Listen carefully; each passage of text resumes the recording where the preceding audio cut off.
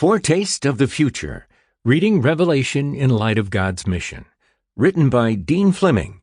Read by Craig Davis. To my students at Asia Pacific Nazarene Theological Seminary, European Nazarene College, and Mid-America Nazarene University, who over the years have inspired me to read and teach Scripture more faithfully. Introduction. Reimagining Revelation. He who was seated on the throne said, "I am making everything new." Revelation 21:5, NIV. Like many of you, I've had a love-hate relationship with the book of Revelation. Frankly, Revelation and I got off to a rocky start. I grew up in an American evangelical church culture that read the visions in Revelation as a kind of screenplay for the end times. Prophecy experts came to my church and, with the aid of their impressive charts, explained step by step how the future would play out. My youth group watched a movie that vividly portrayed the horror of what it would be like to be left behind on earth during the Great Tribulation after true believers had been raptured to heaven. It really scared me.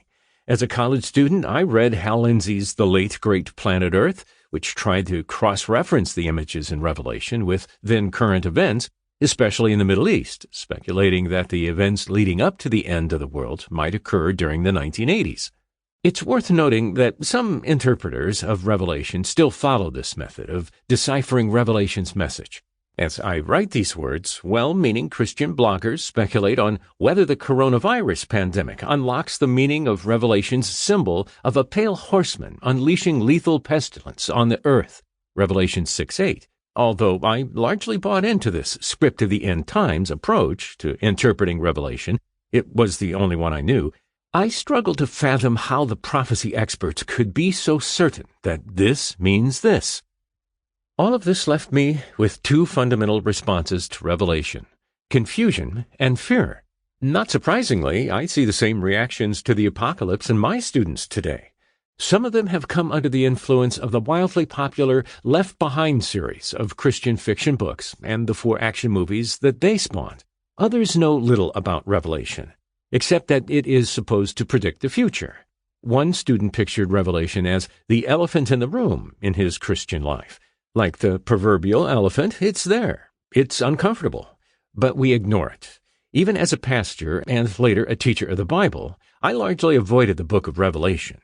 It was too violent, too depressing, too hard to understand. Instead, I left it mainly to the experts to try to figure out the meaning of this baffling book. In effect, I did what many Christians do when... Sample complete. Ready to continue?